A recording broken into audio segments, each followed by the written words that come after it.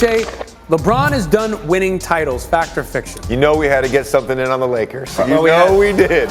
We had to. I think it's in my contract. I think the games. You're telling me that somebody like Jordan wouldn't go 45 and 37 on the Lakers? So to me, he's got to take responsibility for that. I think I can speak for Lakers fans when I say the 2022 NBA season was nothing short of a disaster. As soon as the Lakers missed the playoffs, I noticed a video that ESPN uploaded called "Looking Back on the Lakers Season." Now, if you're any other team not named the Lakers, or have any other player not named LeBron James, a eulogy of your 33 and 49 season would most likely not be posted. So after watching how the season has unfolded for this team, and ESPN fighting tooth and nail to prolong the LeBron takes as much as possible, it's obvious that ESPN prioritizes LeBron. And while that may not seem like a bad strategy to give more attention to a player that generates higher ratings over somebody else, you can't expect your audience to rely on you providing fair and accurate coverage to the rest of the league and your professional analysis when you have takes like these. Yeah. Did the American people get it right? The 34%. The 34%. I mean, and what we're saying is, can he right now, at 52 years old, beat right now, beat LeBron one-on-one? I mean, and beyond, come on. You know, Stephen A. Oh Smith, gosh, don't do this. You know? He just might. Don't do He this. just might. Boy, if you are new to the channel, I would greatly appreciate it if you could go on down and hit the like and subscribe button, and it lets me know what type of content you guys want to see moving forward. When it comes to sports media, different outlets like to push more coverage about a certain player or create narratives to generate revenue and appeal to a wider audience. Just look at the number of "is Patrick Mahomes the future GOAT" takes after he won his first Super Bowl. The same thing happens to LeBron, and I don't think it is too big of an assumption to make that ESPN wants to push LeBron as the greatest player of all time. For example, just take a look at these stats that ESPN has used to compare the two.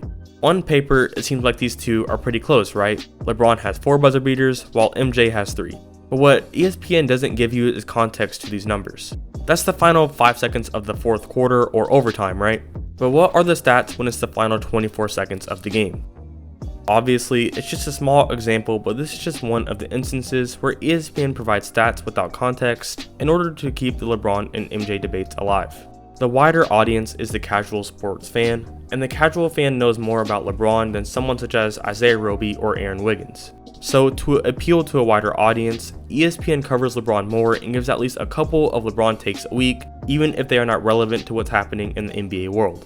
The issue with prioritizing this strategy is it becomes more of a quick high of audience attention, enabling a cycle where you have to outdo yourself with how ridiculous of a take it is just to get as much attention as you did the last time.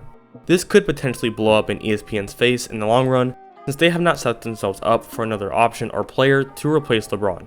LeBron is currently 37 years old, and I don't think he's found Tom Brady's secret stuff to stop aging, so it's most likely that he'll either be 40 or in his early 40s when he retires.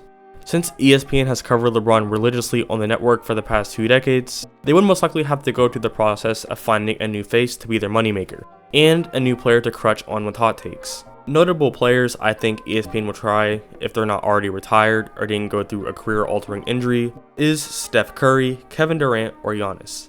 Despite Curry, I think, having the largest impact on the sport of basketball out of the 3, it would be difficult regardless to try and replace over 20 years of extensive coverage, revenue, and ratings of a certain player, especially when that same player is consistently either being called the GOAT or being compared to the GOAT. I'm currently in favor of just giving the superstars their chance to shine, but either way, ESPN will have to bite the inevitable bullet eventually of losing LeBron as their crutch and a potential dip in ratings for some of their shows. They obviously know this themselves and will look to use LeBron for as long as possible, in which I can see a non-stop full week of ESPN covering LeBron's life story once he retires. It's almost as if they've dug a hole for themselves and now there's no alternative way to get out without needing help, since they didn't prepare to bring a ladder or rope. Because ESPN has marketed LeBron as the best player in the league for so long, I think it would be hard to try and convince other people that one player they've said isn't in the same conversation as LeBron and MJ try to now completely change their stance and say they are. There are a vast number of NBA teams and a new generation of upcoming players, and I think ESPN would benefit in the long run if they just focused on the NBA as a whole rather than just one player.